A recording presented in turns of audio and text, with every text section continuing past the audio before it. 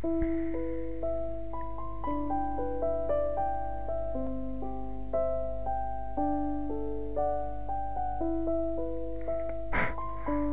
fucking hate working late.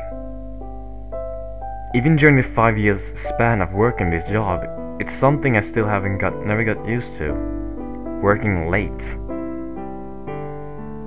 My job is at a technical center of a certain bank. My actual line of work is not that admirable. I simply write tutorials for users at the company so they can understand the computers better. It's a tedious job, but someone's got to do it. But I suppose that's irrelevant to this story. What really matters is what happened to me on the drive home from working late last Thursday. It was around 2:30 in the morning. I had just left the office in my '94 Volkswagen. My apartment is a decent drive from work, maybe 45 minutes or so, just enough time for a lazy lout like me to start dozing off. I was still awake about 15 minutes into the drive, but I was feeling a bit hazy though. Around 30 minutes into the drive, I encountered a roundabout. There was nothing too special about this roundabout. Same one I ran into every time I worked late. I assumed that tonight was to be no different.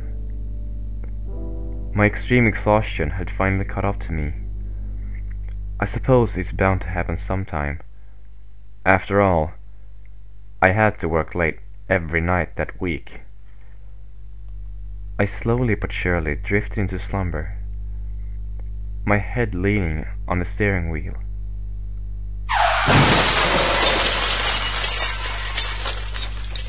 The sudden jolt awakened me quickly. My mind was scrambled for the first few seconds, and I slammed on the brakes. It sounded like I had hit something.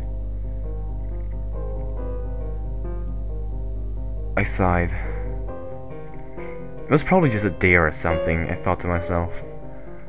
I grabbed a flashlight out of the front compartment in my car. I suppose I should assess the damage. I got out of my car and advanced towards the hood to see what damages had been done to my precious vehicle. It appeared as though something had hit my car head on. There were multiple massive dents in the hood. Whatever hit my car really gave it a pounding. I shone my flashlight behind the vehicle. Might as well see what caused all this damage. Fuck. Fuck. Fuck. It wasn't a deer. No, in fact, it wasn't an animal at all. I hadn't hit something. I hit someone! Oh god. Oh god. Fuck! Fuck! I cursed on my breath and sprinted over to the man. Sir! Sir, are you alright? Sir! I grabbed his hand, no pulse. I put my hand over his mouth. He wasn't breathing. At this point, I was terrified beyond belief. Could I really have killed this man? I was getting desperate. Help! Somebody! Anybody! Please! This man is hurt! But I was met with silence. Is anyone there? Please! I need an ambulance! Still no response. I finally decided I had to take matters into my own hands. Whether or no I was convicted of any sort of crime, this man needed help. I pulled out my phone and began dial 911.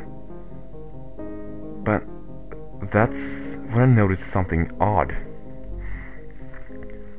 The man was completely uninjured. He had no bruises, scrapes or anything of the sort. His suit and hat were also completely undamaged. The man was well dressed, Oddly, he appeared as though he was prepared for a very formal occasion.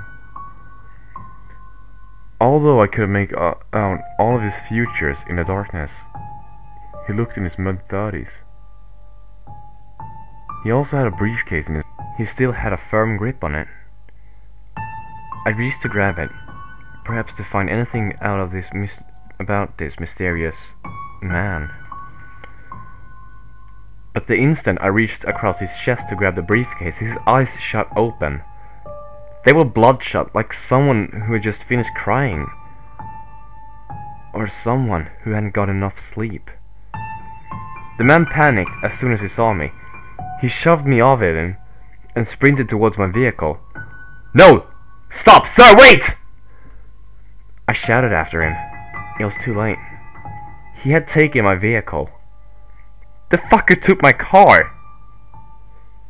He floored to it and the car sped away. I collapsed to the ground.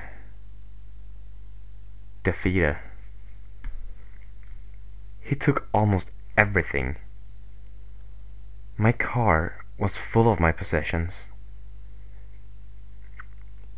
Kneeling there, I noticed that I was still holding onto my briefcase from work in my right hand.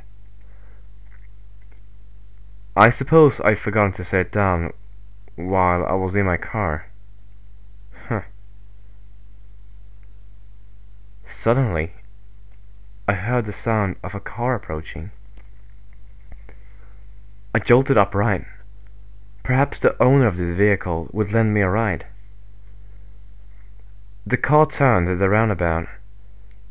It looked to me like a Volkswagen Bug.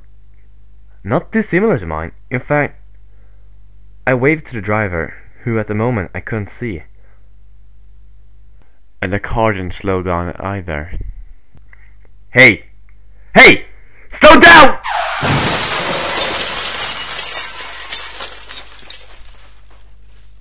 The car slammed into me. I could feel bones in my torso cracking, and I blacked out. I awoke to the vehicle's driver hovering over me, reaching for my briefcase. Panicking, I shoved him off of me and sprinted towards his vehicle, which was a few yards in front of me. I jumped in and slammed the door. The key was still in, so I started the car and sped away. I could still hear the man shouting after me. I was too concentrated to notice anything unusual about the car. At first, I just wanted to get home and forget about this mess.